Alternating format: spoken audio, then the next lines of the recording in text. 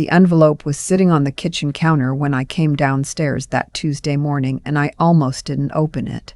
I recognized my son's handwriting on the outside. Nathan's long, slanted letters.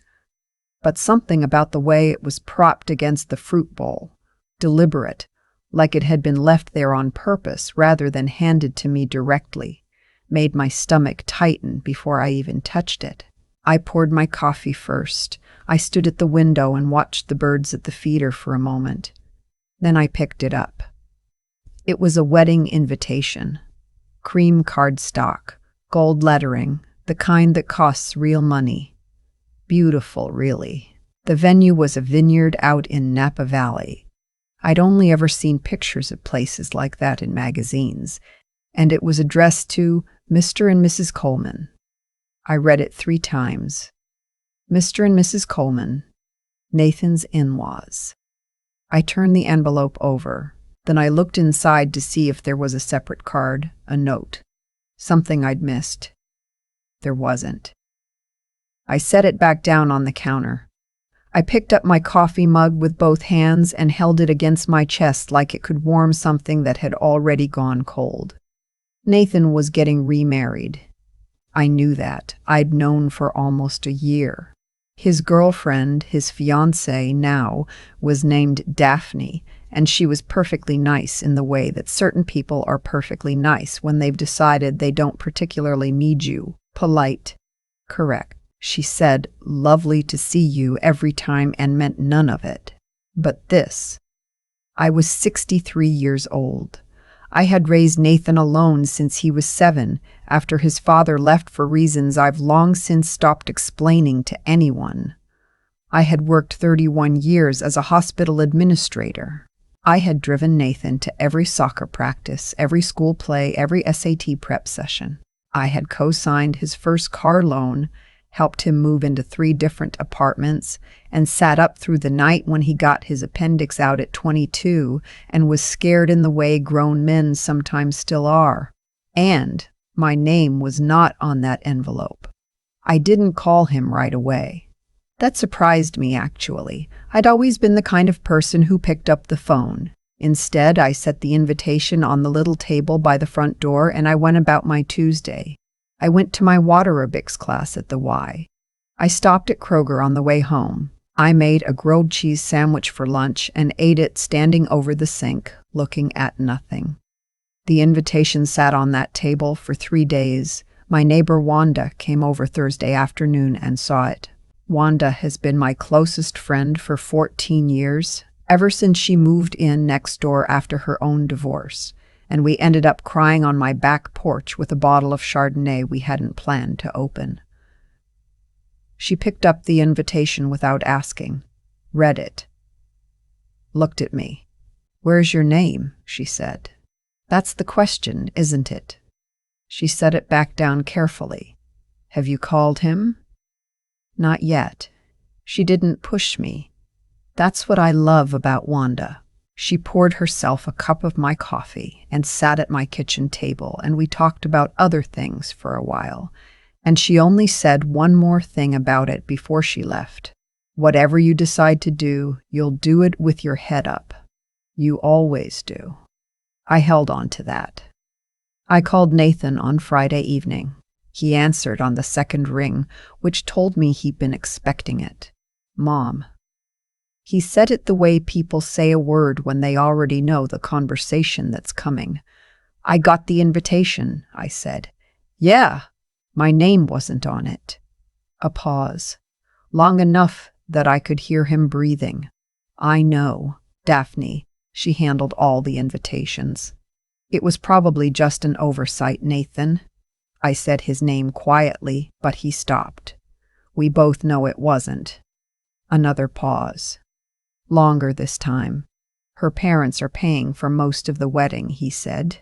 "They have a lot of opinions about the guest list and the formalities. Daphne was just trying to keep everyone happy, and I think she wasn't sure how to include your mother in your wedding." "Mom." "I'm asking you to say it plainly, sweetheart. I think after 63 years I've earned plain language." He was quiet. And in that quiet, I felt something shift between us. Not break, not quite, but bend in a way that couldn't fully unbend. I had spent 30 years being whatever Nathan needed me to be, and I had done it gladly. I would do it again, but there was a limit to how much of myself I was willing to fold away to make someone else more comfortable. She doesn't think of you as, he stopped. As family, I finished. I was going to say, she has a complicated relationship with the idea of blended family dynamics. Nathan. Stop. He stalked. I'm not asking you to choose sides, I said. I'm not asking you to make Daphne apologize. I'm asking you a simple question. Am I invited to your wedding or not? Of course you are. Mom, of course. Then I need my name on the invitation. Or a new one. Whatever is easiest. And I need you to understand something. I sat down at my kitchen table, in the same chair I'd sat in for 27 years, where I'd helped him with homework and signed permission slips and listened to every heartbreak since middle school. I will come to your wedding. I will smile. I will be gracious to Daphne's parents, and I will not say a single word that makes anyone uncomfortable. But I am not going to pretend that this was nothing. And I am not going to disappear from my own son's life just because his future wife doesn't quite know what to do with me. He didn't say anything for a long time. Okay, he finally said. Quiet, a little rough around the edges. Okay, I said back. A new invitation arrived in the mail 9 days later. My name was on it. Just my name, no +1, which I noticed, but I put it on the refrigerator with a magnet shaped like a sunflower, and I didn't make any more phone calls about it. The wedding was in October. The vineyard was just as beautiful as it had looked in photographs. The ceremony was outdoors, rows of white chairs on a gentle hill between the vines, and the late afternoon light came through everything golden and warm the way October light does in California. I wore the blue dress I'd bought for my nephew's graduation 3 years earlier, and I did my hair the way I always do it. Daphne's mother, a tall woman named Barbara who wore a hat I recognized from Nordstrom's, introduced herself to me during the cocktail hour. She was pleasant in the same carefully measured way Daphne was pleasant. She asked me what I did, and I told her I was recently retired from hospital administration. She nodded in the way people nod when the answer was acceptable, but not impressive. I smiled and asked about her grandchildren. People always soften when you ask about their grandchildren. I found my seat card at the reception. I was at table 7. The Coleman family. Daphne's parents, her 2 sisters, her aunts and uncles, were at tables 1 through 4, the long, elegant ones near the head table. Tables 5 and 6 were old friends of Nathan's, colleagues, people his age. Table 7 was back near the edge of the tent, near the bar, next to a table of what appeared to be Daphne's college roommates. I sat down. I folded my hands on the white tablecloth. I looked at the centerpiece, eucalyptus and white roses, very tasteful, and I breathed. The couple at my table introduced themselves. Warren and his wife Carla, old family friends of Nathan's from his college years, I gathered. Warren asked how I knew the couple, and I said simply, I'm Nathan's mother.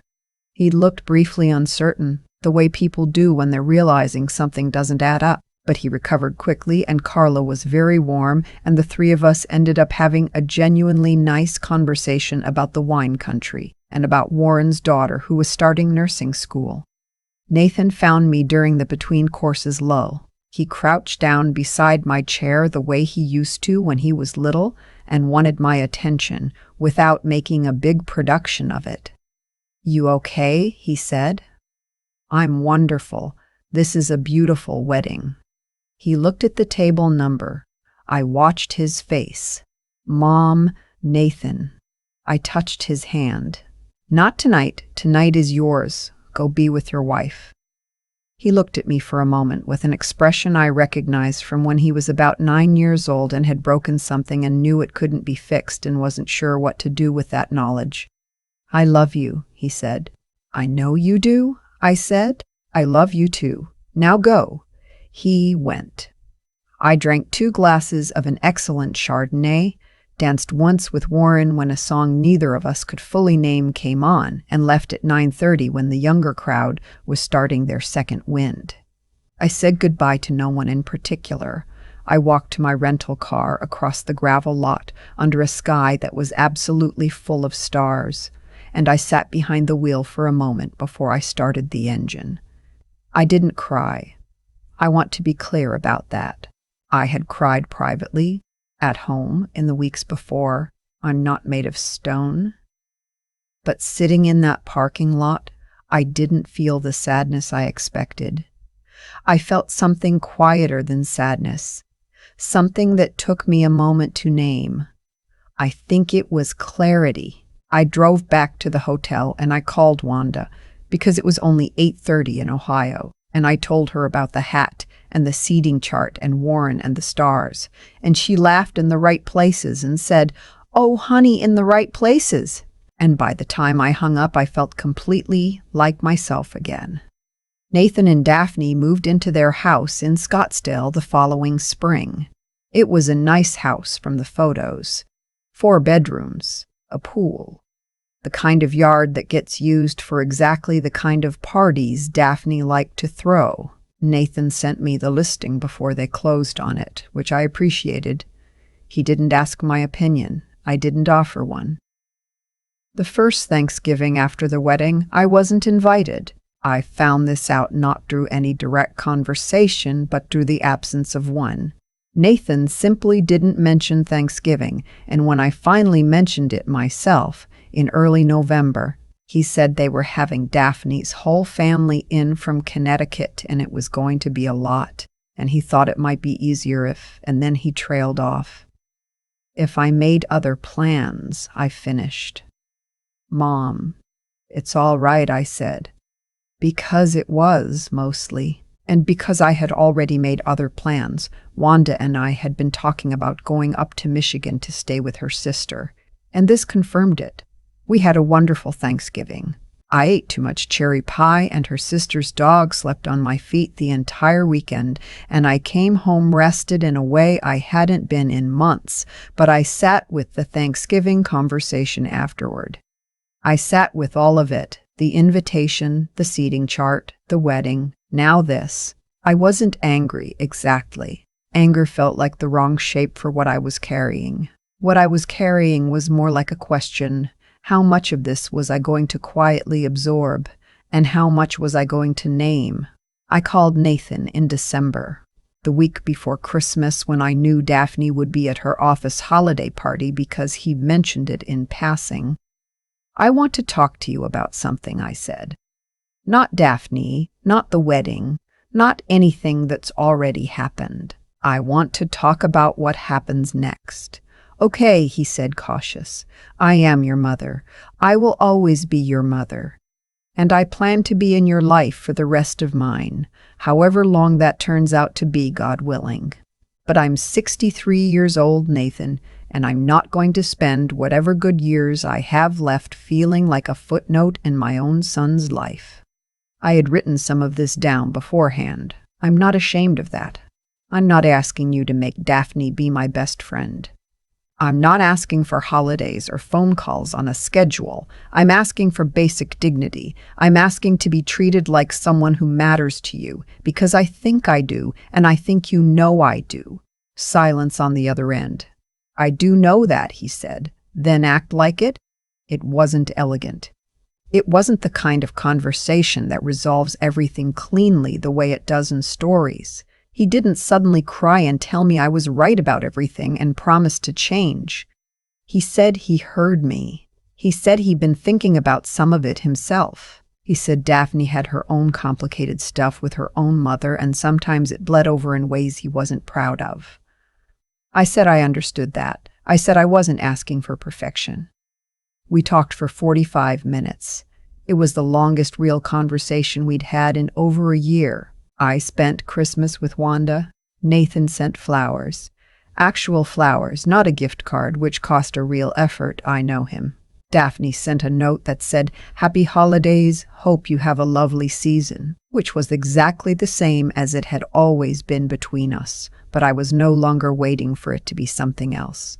By spring, I had signed up for a ceramics class on Wednesday evenings at the community center. My instructor was a retired art teacher named June who had the best laugh I'd ever heard and who told me on our third session that I had good hands for it. I believed her. I started making mugs. They were lopsided, and then less lopsided, and then genuinely functional. And by July, I had given 3 of them to Wanda, who actually used them every morning, and that made me happier than I could quite explain. Nathan called in April to say Daphne was pregnant. I said, "Oh, Nathan, that's wonderful," and I meant it. I sat down because my knees went a little unreliable in the way knees do when news is large enough to rearrange things. He sounded happy, genuinely happy, the particular kind that comes from having something good happen and wanting to share it with the right people. He called me first, before Daphne's family. He told me that. "I called you first," he said. "I heard you," I said. We talked for an hour. He told me the due date and the neighborhood they were considering for school districts and how Daphne had already researched every stroller ever manufactured. I laughed and meant that too. I don't know what the future looks like. I'm not sure I'm supposed to. Maybe Daphne and I will never be close, and I'll learn to hold that without it meaning more than it means. Maybe the baby will change something between us, not fix it. That's not how babies work, but shift it enough that we find a way to be in the same room without the careful, exhausting politeness. Maybe nothing changes, and I build a life that is full and warm and mine, with my mugs and my Wednesday nights and Wanda next door and the birds at the feeder. I've thought about this a lot, what I would have done differently. There isn't much. I wouldn't have waited 3 days to call Nathan. I would have called in too. I would have said some of what I said in December a little sooner. But I don't think I would have been quieter. I don't think I would have made myself smaller to make anyone else more comfortable. I raised a son by myself for 30 years. I got up every morning and I did what needed to be done, and I did it without anyone leaving a note that said, "Good job," or "We see you," or "This matters." And somewhere in those 30 years, I learned that dignity isn't something other people give you. You carry it yourself, or you don't have it.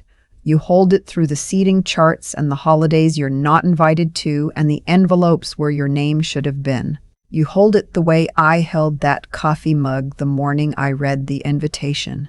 Both hands against your chest, like it's the warmest thing you have. Because sometimes it is. And sometimes that's enough. There's something nobody tells you about getting older. The hardest lessons aren't the ones that knock you down. They're the quiet ones. The ones that arrive in cream-colored envelopes with gold lettering and your name missing from them. I've been thinking about what it actually took to get through that year. The wedding. The Thanksgiving I wasn't invited to. The December phone call I almost didn't make. And what I keep coming back to isn't the hurt of it. It's the choices. Because at every single point, I had a choice about who I was going to be. I could have called Nathan the same morning I opened that envelope, shaking and tearful, and made him feel guilty enough to do the right thing for the wrong reasons. I could have shown up to that wedding bristling with something to prove. I could have sat at table 7 with a cold smile and let the resentment calcify into something permanent. I've seen women do all of those things. I've understood the impulse. But I've also seen what that costs you, not just in relationships, in yourself. There's a version of this story where I win every argument and lose my own dignity in the process, where I'm right about everything and miserable about all of it. What saved me, I think, was that somewhere in 30 years of raising a child alone, I had learned to think before I acted. Not to freeze, not to avoid, but to actually sit with something long enough to know what it was before I responded to it. That 3 days before I called Nathan wasn't weakness. It was me making sure I knew what I actually wanted to say. It was me refusing to let the worst moment determine the whole conversation. That kind of patience takes a certain steadiness of character, the willingness to hold something uncomfortable without immediately trying to resolve it. I don't think I was born with that. I think I built it through the years of early mornings and hard decisions and figuring out how to keep going when there was nobody else in the house to help carry the weight. And what I said to Nathan in December, that was the clearest thinking I'd done in years. Not clever, not strategic, just honest and precise and rooted in knowing exactly what I needed and why I deserved it. There's a kind of intelligence that isn't about being the smartest person in the room. It's about knowing yourself clearly enough that you can speak from that place without flinching. The grit part, the part where you keep showing up. That was the ceramics class. That was calling Wanda. That was going to Michigan for Thanksgiving and eating cherry pie and letting a dog sleep on my feet and deciding, consciously, that my life was not on hold while I waited to see what Nathan would do. That's the part I'm most proud of, actually. Not the phone calls. The Wednesday nights. I don't know how things will unfold with Daphne. I'm genuinely at peace with not knowing. What I know is that I showed up to all of it, the hard parts and the good parts, as myself, with my name on it. That turns out to be the only thing worth holding on to.